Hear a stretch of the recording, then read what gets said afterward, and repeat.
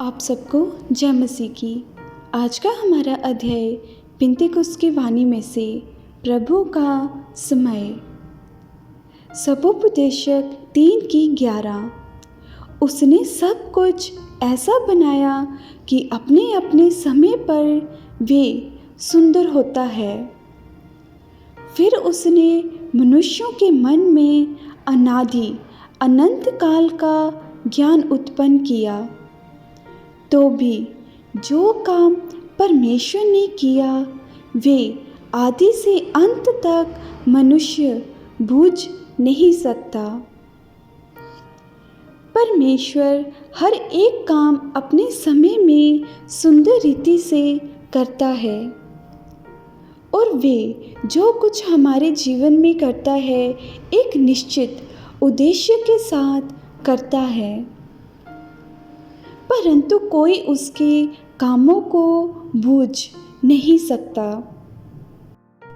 कुछ वचन बताते हैं कि परमेश्वर कैसे हर एक काम को अपने समय में सुंदर रीति से करता है।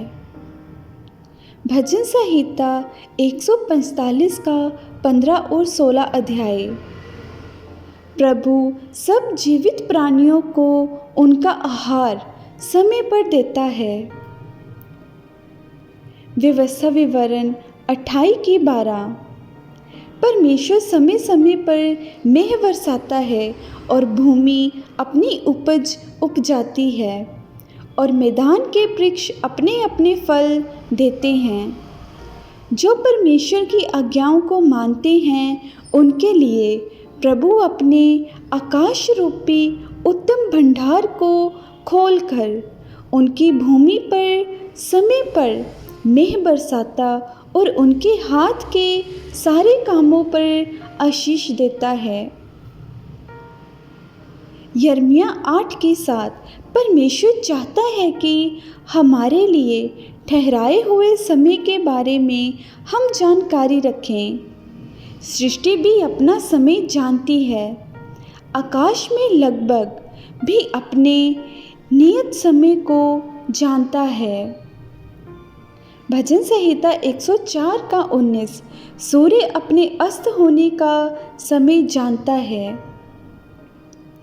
यदि हम परमेश्वर के ठहराए हुए समय और वे हमसे क्या आग्रह करता है इसके बारे में नहीं जानते तो हम परमेश्वर को अप्रसन्न करते हैं।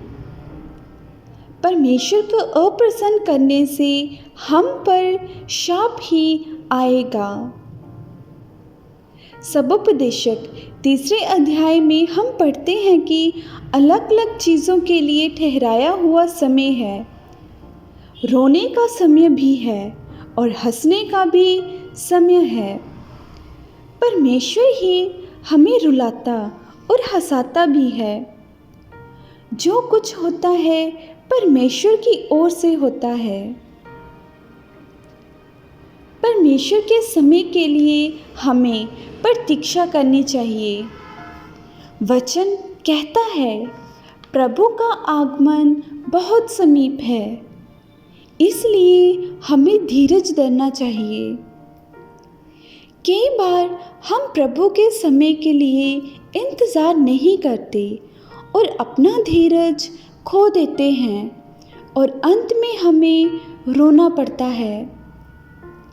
प्रभु हमारे युद्ध को लड़ने के लिए हम इंतज़ार नहीं करते और स्वयं खुद युद्ध लड़ते हैं, जिससे समस्या और भी बढ़ जाती है।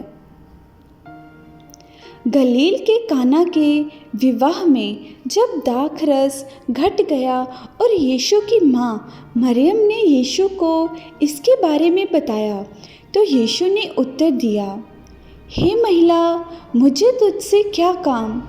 अभी मेरा समय नहीं आया। दाखरस घटने का अर्थ है हमारे जीवन से आनंद घट जाना। उस स्थान में यीशु को अद्भुत काम करने का समय कब आया? उससे पहले क्या होना था?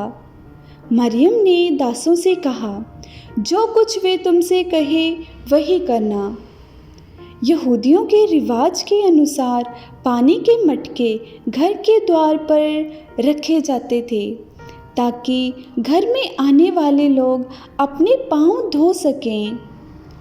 परंतु अब ये मटके खाली हो गए थे और यीशु ने सेवकों से कहा, मटकों में पानी भर दो। जब मटके मुहामुह भर दिए गए तब यीशु ने अद्भुत काम किया। जब तक मटके खाली थे यीशु कुछ ना कर सका।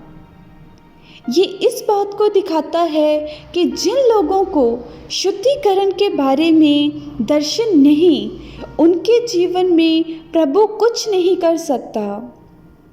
जब तक प्रभु का समय नहीं आता, परमेश्वर हमारे जीवन में कुछ नहीं करेगा।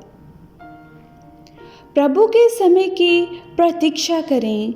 वे अपने समय में सब बातें सुंदर रीति से करता है।